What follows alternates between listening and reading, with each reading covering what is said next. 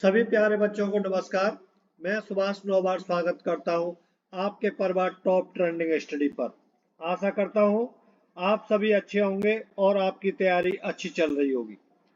प्यारे बच्चों, जिस दिन का इंतजार था वह दिन आ चुका है। यूपी पुलिस कांस्टेबल में 60,244 पदों पर भर्ती का नोटिफिकेशन आउट हो चुका है।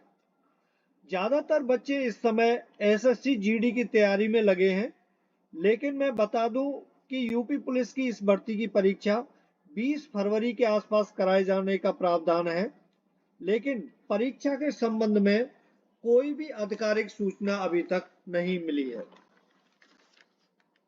यदि परीक्षा फरवरी में होती है तो उत्तर प्रदेश वाले बच्चों को यूपी पुलिस की इस भर्ती पर फोकस अधिक करना चाहिए, क्योंकि सिविल पुलिस की अकेले यूपी के लिए 60,244 वैकेंसी हैं, जो अपने आप में बहुत वैकेंसी है।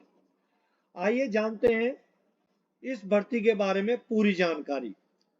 आपको इस वीडियो में मैं पूरी जानकारी दूंगा कि आपकी योग्यता क्या होनी चाहिए, आपकी हाइट इसमें कितनी होनी चाहिए, पूरी कंप्लीटली आपको सिलेबस क्या क्या किस तरीके से तैयारी करनी है, सिलेबस क्या क्या होना चाहिए, संपूर्ण जानकारी मिलेगी। वीडियो के अंत तक आप बने रहे। ये नोटिफिकेशन है 23 दिसंबर 2023 को आउट हुआ है, यानी आज आप डेट देख पा रहे हैं। ये 2000 ग्रेड पे की सर्विस है और जिसमें बेसिक पे 21,700 से शुरू होता है।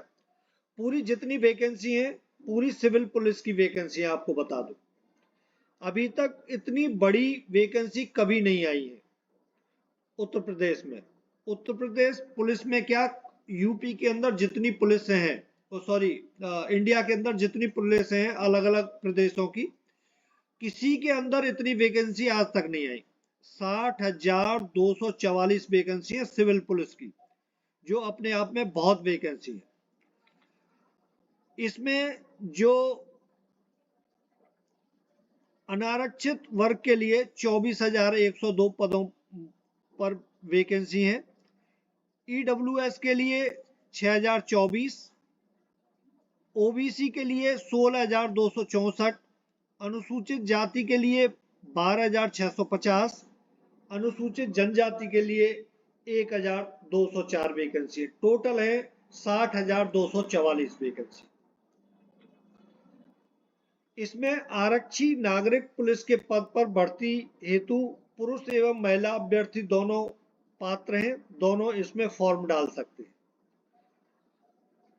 आपको बता दूं कि ये फॉर्म 27/12/2023 27 दिसंबर से फिल होना स्टार्ट हो जाएंगे और ये आप इनको 16 जनवरी 2024 तक फिल कर सकते हैं और 18 तारीख तक आप इसमें फॉर्म में संशोधन कर सकते हैं और शुल्क जमा कर सकते हैं। तो आपके पास टोटल कितने दिन हैं? 4 दिन ये और 16 दिन ये, लगभग 21 डेज है। 21 डेज। ध्यान रखना, आपको बहुत कम समय मिल रहा है, तो जिस दिन से फॉर्म भरना स्टार्ट करें हो उसी दिन से आप फॉर्म भर दें। अच्छा, आवेदन शुल्क। इस भर्ती प्रक्रिया के लिए आवेदन शुल्क 400 रुपये है।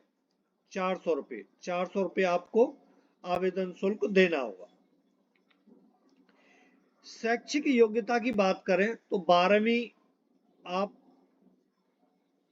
12वीं परीक्षा उत्तीर्ण होने चाहिए।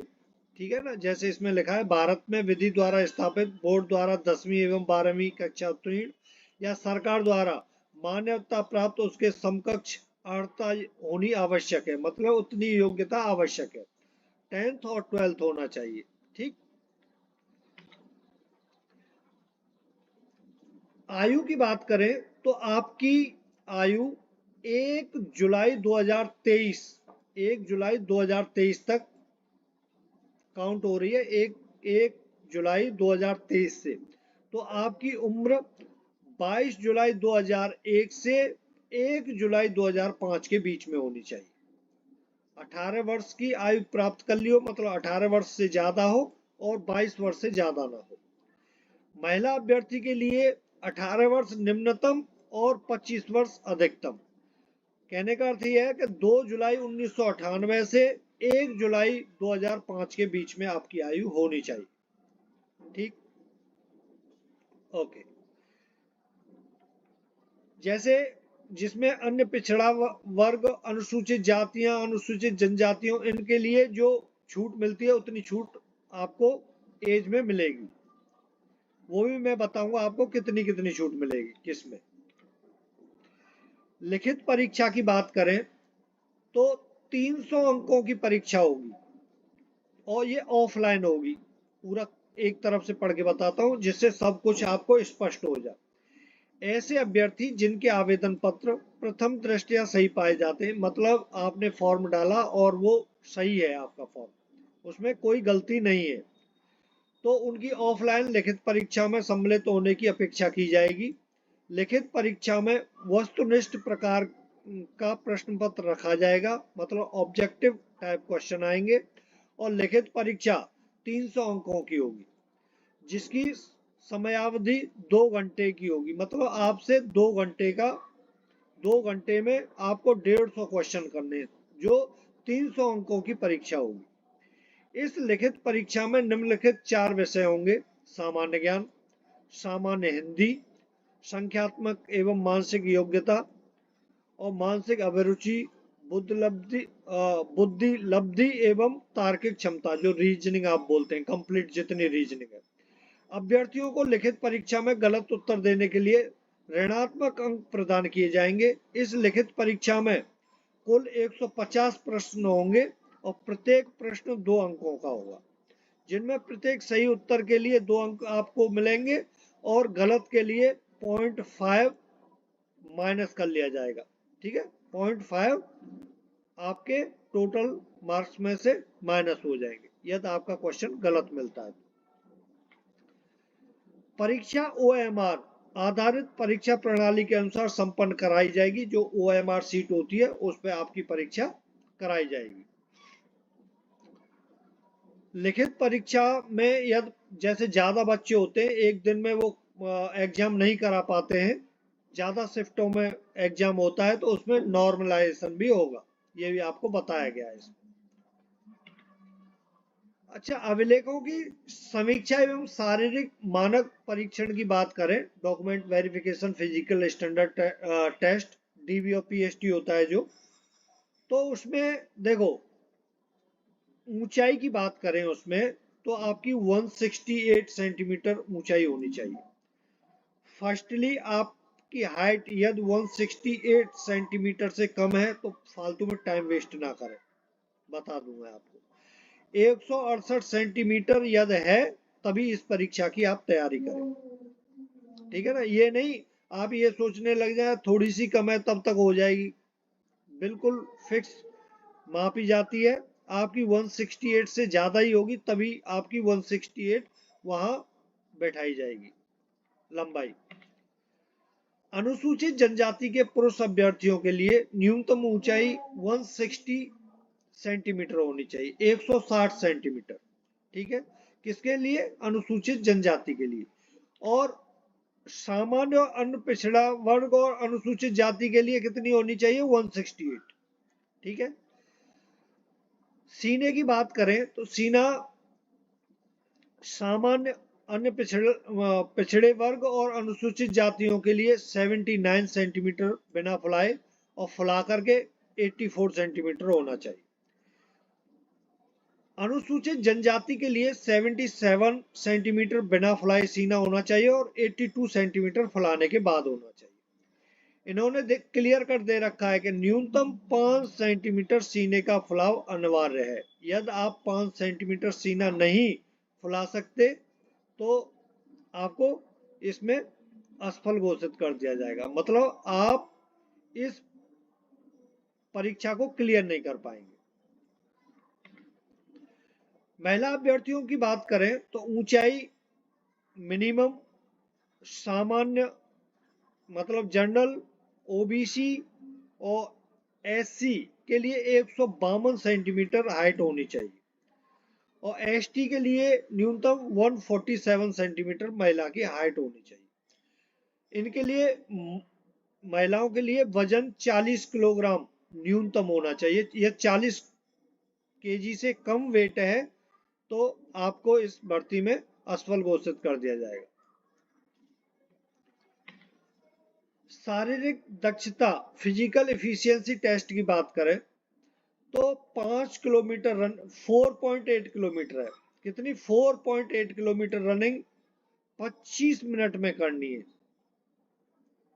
पुरुष अभ्यर्थियों को, और महिला अभ्यर्थियों को 2.4 किलोमीटर 14 मिनट में कंप्लीट करनी है। ये फिजिकल एफिशिएंसी टेस्ट की मैं बात कर रहा हूं।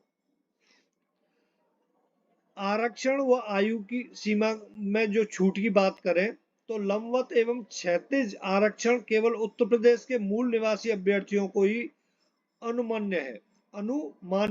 यहाँ ये होना चाहिए, ठीक है। केवल यूपी के जो कैंडिडेट हैं उन्हीं को लंबवत एवं क्षैतिज आरक्षण ही मिलेगा, इस बात का ध्यान रखना है। जो बाहर के बच्चे फॉर्म डालते हैं आपको जर्नल में ही फाइट करना पड़ेगा, जो उत्तर प्रदेश से बाहर वाले बच्चे। जो वर्टिकल आरक्षण की बात करें तो अनुसूचित जाति को 21%, इसमें वैकेंसी 21% मिलेंगी टोटल जितनी है वो मैंने आपको पहली स्लाइड में ही बता दिया था कि कितनी वैकेंसी उनकी रखी गई है। तो अनुसूचित जाति को, और इनको अधिकतम आयु सीमा में छूट मिलेगी 5 वर्ष, ठीक है। जाति प्रमाण पत्र किसके द्वारा बना होना चाहिए? जिलाधिकारी के साइन होने चाहिए उसमें, आप देख सकते हैं। ऐसे ही अनुसूचित जनजाति को 5 वर्ष की छूट मिलेगी आयु में, और अन्य पिछड़ा वर्ग को भी 5 वर्ष की छूट मिलेगी एज के अंदर। ईडब्ल्यूएस जिनके पास है उनको 10% आरक्षण, उसमें जितनी वैकेंसी है मैंने पहली स्लाइड में आपको बता दिया। अच्छा, हॉरिजेंटल आरक्षण की बात करें तो स्वतंत्रता संग्राम सेनानियों के लिए टोटल वैकेंसी का 2% वैकेंसी मिलेंगी उनको, और भूतपूर्व सैनिकों के लिए 5% वैकेंसी टोटल वैकेंसियों का मिलेंगी। तो 5% लगभग कितनी हो जाएंगी? लगभग 3000 के आसपास एक्स सर्विसमैनों को लगभग 3000 वैकेंसी मिलेंगी। होमगार्ड के लिए बहुत, जो बच्चे होमगार्ड में है पहले से ही, तो उनको 5% मिलेगा। मतलब जितनी टोटल वैकेंसी है उनका 5% होमगार्ड के लिए रिजर्व है, ध्यान रखना है इस बात का। और महिलाओं को टोटल वैकेंसियों का 20% उनको महिलाओं के लिए इनमें से मिलेंगी। आपको बता दूं कि भूतपूर्व सैनिकों की आयु की जो गणना की जाएगी वो सेना में की गई सेवा अवधि की उनकी वास्तविक आयु से घटाने पर निर्धारित आयु सीमा से 30 वर्ष से अधिक नहीं होनी चाहिए। समझ गए? इसका टोटल आपकी आयु से आपने जितनी सर्विस की है उसको माइनस कर दिया जाएगा, और जो 18 से 22 वर्ष जो उम्र रखी गई है तो उसमें आपको 3 वर्ष की छूट और मिल जाएगी। मतलब 18 से 25 वर्ष की आयु के बीच में आपकी उम्र होनी चाहिए। समझ गए होंगे भूतपूर्व सैनिक। यह नहीं समझ में आया है जिसको, तो वो कमेंट्स में बता देना, मैं बिल्कुल क्लियर करके बता दूंगा। लिखित परीक्षा में जो पाठ्यक्रम है उसकी बात करें तो जनरल नॉलेज आएगी, जिसमें सामान्य विज्ञान, भारत का इतिहास, भारतीय संविधान, भारतीय अर्थव्यवस्था एवं संस्कृति, भारतीय कृषि, वाणिज्य एवं व्यापार, जनसंख्या, पर्यावरण एवं नगरीकरण, भारत का भूगोल, विश्व भूगोल, प्राकृतिक संसाधन, उत्तर प्रदेश की शिक्षा, संस्कृति और सामाजिक प्रथाओं के संबंध में विशिष्ट जानकारी, उत्तर प्रदेश में राजस्व, पुलिस व सामान्य प्रशासनिक। देखो, जितनी ये आपको सामान्य ज्ञान में जितने भी टॉपिक दे रखे, इनके अलावा आपको बाहर से कुछ नहीं पढ़ना, इतना ही पढ़ लेना, और यहीं से इतने से ही आपके क्वेश्चंस परीक्षा में बनेंगे पूरा कंप्लीट, ठीक है। ऐसे ही सामान्य हिंदी में, हिंदी और अन्य भारतीय भाषाएं जो जितनी है, हिंदी व्याकरण का मौलिक ज्ञान, हिंदी वर्णमाला, तत्सम तद्भव, पर्यायवाची, विलोम, अनेकार्थक वाक्यांशों के स्थान पर एक शब्द, समरूपी भिन्नार्थक शब्द, अशुद्ध वाक्यों को शुद्ध करना, लिंग, वचन, कारक, सर्वनाम, विशेषण, क्रिया, काल, वाच्य, अव्यय, उपसर्ग, प्रत्यय, संधि, समास, विराम चिन्ह, मुहावरे एवं लोकोक्तियां, रस, छंद, अलंकार आदि। मतलब जितने आप पूरा सिलेबस देख लेना, उसी हिसाब से आपको तैयारी करनी है। हाँ, और एक और बात बता दूं, आप यदि फरवरी में एग्जाम होता है, आपने थोड़ा बहुत इसकी पहले से तैयारी की है, रिवीजन करना, किसी का अलग से कोर्स इस समय खरीदने की आपको जरूरत नहीं है। ये जितने YouTube पर बता रहे हैं कि हमारा कोर्स इतने रुपए में, क्योंकि अभी आपके पास समय नहीं है उतना। आपने यदि पहले से तैयारी की है तो आप उसी का रिवीजन करें, जितना बने रिवीजन करें। ठीक है, हिंदी में आपको अलग से उन पे पढ़ने की जरूरत नहीं है। हिंदी का आपको याद करने वाली चीजें सबको याद करें। हिंदी में जितने, मतलब ये समझ लो, हिंदी में आपके 90 से 100% के बीच में मार्क्स आने चाहिए, तब क्लियर होगा। क्योंकि जीएस एक ऐसा है कि जीएस आउट ऑफ सिलेबस थोड़ा बहुत भी इधर उधर आ जाता है तो पता नहीं चलता कि कहाँ से ये क्वेश्चन पड़ गया है, मतलब हार्ड क्वेश्चन भी आ जाते हैं। संख्यात्मक एवं मानसिक योग्यता की बात करें तो इसमें रेशियो से पहले से बता देता हूँ, नंबर सिस्टम से क्वेश्चन बनेंगे, सिंप्लीफिकेशन से, डेसिमल्स एवं फ्रैक्शन से बनेंगे, है ना, महत्तम समापवर्तक, लघुत्तम समापवर्तक, ratio, percentage, profit and loss, discount, ठीक है, simple interest, compound interest, partnership, average, time and work, है ना। ये जितने सारणी और ग्राफ का प्रयोग भी इसमें किया जाएगा, मेंसुरेशन के भी क्वेश्चन आएंगे। तो आप पूरा ये मैथ का कंप्लीट सिलेबस देख सकते हैं। इसी में ये जो मेंटल एबिलिटी वाले क्वेश्चन आते हैं उनको भी आप सिलेबस देख ले, उसकी भी आप तैयारी कर सकते हैं। ऐसे ही रीजनिंग में ये कंप्लीट जो जितने भी टॉपिक दिए हुए हैं, इनमें रीजनिंग में से इसको आप प्रॉपर कंप्लीटली तैयारी करें। जैसे इसमें देखो, पुलिस प्रणाली से क्वेश्चन बनते हैं इसमें, इसका ध्यान रखना आपको। ठीक है, मानसिक दृढ़ता, पुलिस प्रणाली, जनहित मतलब लॉ से संबंधित, कानून एवं शांति व्यवस्था, सांप्रदायिक सद्भाव, अपराध नियंत्रण, ये आप कंप्लीट आपको याद होने चाहिए। और याद नहीं है तो आप अच्छी बुक्स खरीद ले, या जिसने भी कोर्स पहले कंप्लीट किया हुआ है अपने नोट्सों से तैयारी करें। रीजनिंग आप कर लेना, जिसने तैयारी की हुई है केवल रिवीजन कर लेना, जितना बने मॉक टेस्ट लगाना, जितना बने आपको मॉक टेस्ट लगाने। Thank you for watching this video. फिर भी कोई आपका डाउट है तो आप कमेंट्स में बता सकते हैं। नमस्कार।